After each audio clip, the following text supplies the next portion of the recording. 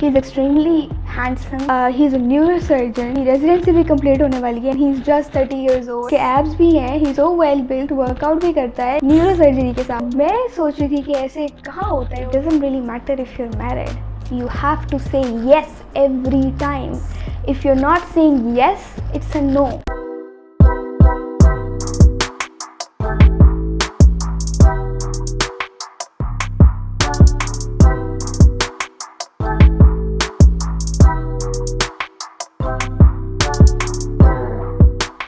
हर साल कोई एक ऐसी किताब ज़रूर आती है जो इंटरनेट पे तबाही मचा देती है। हर लल्लू पंजूस को पढ़ा होता है जिसने कभी ज़िंदगी में किताब नहीं कोई उठाई, वो भी उस बुक को पढ़ा होता है। No offence but it's true.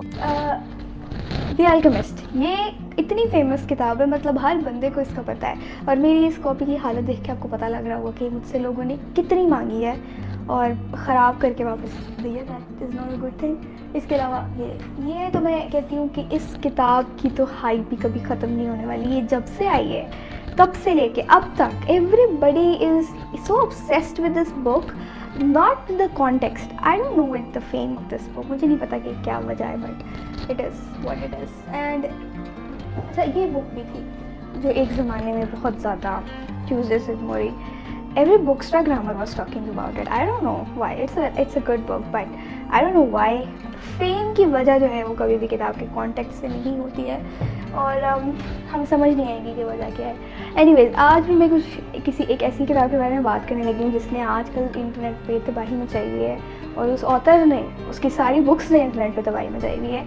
और आप मेरी वीडियो भी उसके बारे में देखेंगे, and that is it ends with us by Colleen Hoover. I know आप ये कहेंगे कि तुम भी तो उसके बारे में वीडियो बना रही हो, but I had to because I wanted to see कि इस बुक में ऐसा क्या है। That is exactly why I started reading this book. मुझे कहीं ना कहीं ये आइडिया है अब इतनी बुक्स पढ़ने के बाद कि जिस बुक की बहुत ज़्यादा हाइप होती है वो ज़रूरी नहीं है कि वो बुक अच्छी भी हो। वही बात है कि हमें नहीं पता लग सकता कि फेम जो है वो इंटरनेट पे आजकल सोशल मीडिया पे किस बेसिस पे मिलता है। इट्स जस्ट बियॉन्ड मी, मेरी इससे उम्मीदें कोई ख़ास अच्छी नहीं थी। अब मैंने ये पढ़ ली है और I have a lot of things to say about this book and all of them are not necessarily good things जैसे लोग बता रहे हैं। तो let's just see. Trigger warning. This book is about domestic violence and rape. It is not necessarily a spoiler, but I think before reading this book you must know कि इसका context ये है because this is a sensitive topic. तो इसकी कुछ ऐसी details book में बताई नहीं है जो कि अफेक्ट कर सकती हैं कुछ लोगों को, इसलिए you must know this before reading the book. कि it's actually about a woman name Lily. She finds a man named Ryle और he is a perfect man in all possible ways. They fall in love, they very happy, सब कुछ ठीक ठाक चल रहा है, शादी भी हो गई है। बट सडनली उसकी ज़िंदगी में एक ऐसा चेंज आता है जो कि लिली की लाइफ को उल्टा के रख देता है। अब I have almost given it away, I am talking about domestic violence, तो इसी से ही कुछ रिलेटेड चीज़ है। अब उस पॉइंट पे Lily comes with the option of whether she has to end the relationship and how she has to end the relationship. So basically the book talks about the fact that when we are watching these things through the eyes of a third person, हमें लगता है कि औरत के लिए इस तरह की सिचुएशन में से निकलना बहुत ईजी है, बट जब हम खुद ऐसी सिचुएशन में आते हैं तो फिर पता लगता है कि ये इतना ईजी नहीं है, इट्स वेरी वेरी कॉम्प्लिकेटेड। तो एक साइड पे तो ये कहानी चल रही है और साथ ही पास्ट से लिली की एक डायरी है जिसके अंदर उसने जर्नल्स लिखे हुए हैं, वो भी वो खुद रीड कर रही है। तो we are kind of getting an idea about the young teenager Lily and adult Lily. तो टीनेजर लिली उसके पेरेंट्स की लाइफ के बारे में है and how was her childhood, और उसकी टीनेज लाइफ में भी उसके पास उसका एक फ्रेंड था and his name was Atlas and he was also very good friend of lilies. तो चीज़ें मज़ीद कॉम्प्लिकेटेड तब होती हैं जब एटलस जो है वो उसकी एडल्ट लाइफ में आ जाता है, यानी कि एडल्ट लाइफ में नहीं आ जाता, मतलब उसके he comes into her life again when she's an adult. So there's like this love triangle between Lily, Ryle and Atlas, or it goes on like the way it does in every other romantic book. अब बात कर रहे हैं उस सवाल की जो सबसे ज़्यादा इम्पॉर्टेंट है कि is the hype worth it? क्या इसको जो प्रेज़ मिल रही है वो ओवररेटेड है? क्या ये वो प्रेज़ डिज़र्व करती भी है या नहीं?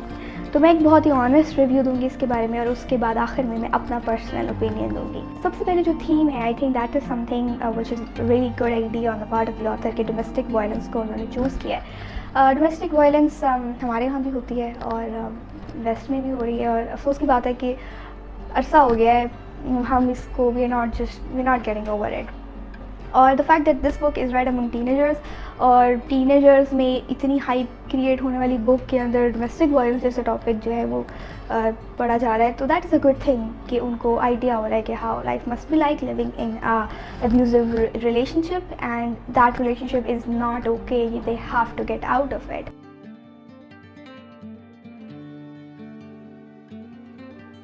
तो वो रीड करके आपको आइडिया हो जाता है। तो आई थिंक ये टॉपिक चूज़ करना बहुत ही अच्छी बात थी।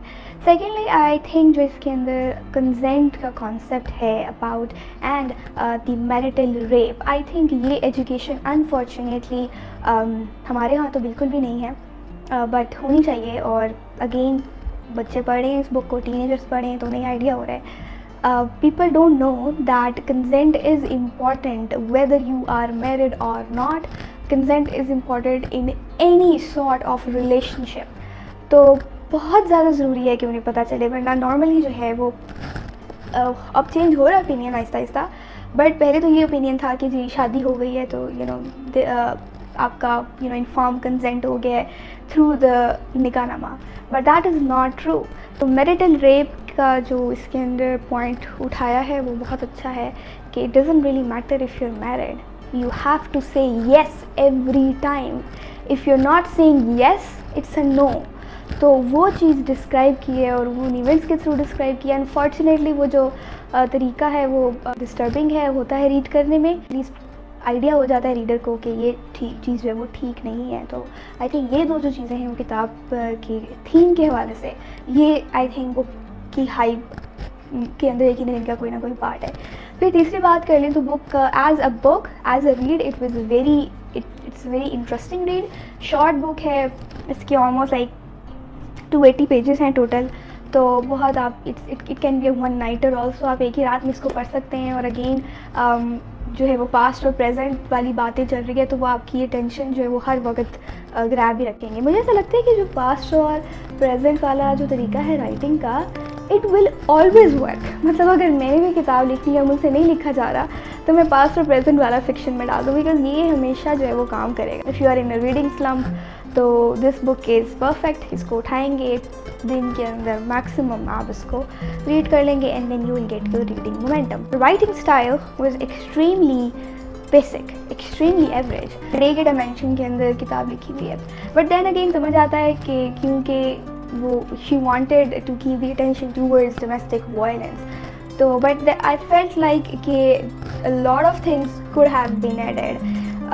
बहुत ज़्यादा हद से ज़्यादा सिंपल रखा गया राइटिंग को, तो जिसकी वजह से आई फेल्ट लाइक कि लिटरेचर के कॉन्टेक्स्ट में book didn't have an extraordinary form of writing. कुछ अनरियलिस्टिक से स्टैंडर्ड सेट कर दिए हैं, like the guy Rahul, he is extremely handsome, he is so beautiful, he is a neurosurgeon, उसकी residency भी कंप्लीट होने वाली है and he is just 30 years old, उसके एब्स भी हैं, he is so well built, workout भी करता है न्यूरोसर्जरी के साथ। तो मैं सोच रही थी कि ऐसे कहाँ होता है और कैसे हो सकता है। तो ये एक थोड़ी सी अनरियलिस्टिक इमेज थी जो क्रिएट की गई थी। हाँ, उसमें एक फ्लॉ था, बट स्टिल ये इमेज बहुत ज़्यादा डिफ़िकल्ट है मेंटेन करना।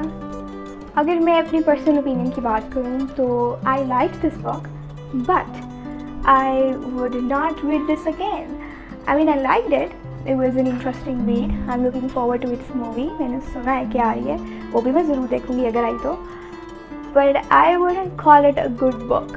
It was a good read, not a good book. Good book वो होती है जिसका impact जो है वो आपके साथ सारी ज़िंदगी रहता है. If not सारी ज़िंदगी, काफ़ी अरसे तक आप उसका असर जो है वो आपके इर्द गिर्द रहता है, आपका माइंड उस किताब में ही रहता है. लेकिन गुड रीड वो होती है जिसका इम्पैक्ट बहुत शॉर्ट टर्म होता है उसमें, और वो कुछ अरसे के बाद इम्पैक्ट जो है वो ख़त्म भी हो जाता है. इन वर्स्ट केसेस आपको भूल भी जाता है कि उस बुक में था क्या. लाइक इससे पहले मैंने पढ़ी थी द बुक थीफ, और मेरा माइंड अभी तक जो है वो बुक थीफ में है. इनफैक्ट मैंने इसके बाद 2-3 और बुक्स भी पढ़ ली, but I'm still in the trance of book thieves, and that is exactly what a good book means, जो आपको हमेशा के लिए अपनी तरफ अट्रैक्ट करके ही रखे। तो may be it is just something personal, और ये सिर्फ मेरा ज़ाती एक्सपीरियंस ही है, बट थोड़ा बहुत मुझे लगता है कि इसका इम्पैक्ट ज़रूर लिटरेचर के ऊपर होता है। तो this is all I have to say about it ends with us. इस बुक को हर किसी इसलिए ना पढ़े कि पूरी दुनिया से पढ़ी है, हर बंदा इसके बारे में बात करे, तो हमने भी करनी है। और अगर आपको पढ़ के अच्छी नहीं लगती, बिकॉज समटाइम्स ये होता है कि जब सारे रिव्यूज़ इतने अच्छे होते हैं तो हमारे माइंड के ऊपर एक एडेड प्रेशर होता है कि मुझे तो ये वैसे अच्छी नहीं लग रही जैसे लोगों को अच्छी लग रही है, तो is there something wrong with my head? No, there isn't. हर किसी की अपनी चॉइस होती है, और बुक्स के मामले में भी ऐसा ही है। तो क्या आप लोगों ने ये बुक पढ़ी है? अगर आपने इस वीडियो पे क्लिक किया है तो यकीनन आपने पढ़ी ही होगी। What were your thoughts on this book? क्या मेरे और आपके व्यूज़ इसके बारे में मैच करते हैं, और अगर मैच नहीं करते तो किस पॉइंट पे मैच नहीं करते? Let me know in the comments below. Thank you so much for watching this video. अल्लाह हाफ़िज़। And tell me what's wrong and why you never said you felt that way. And guess you're trying to stay strong and fake a smile until I look away. But I've known you too long, it hurts to watch your blue eyes fade to gray as you fade away. As you fade away. Yeah, I'm about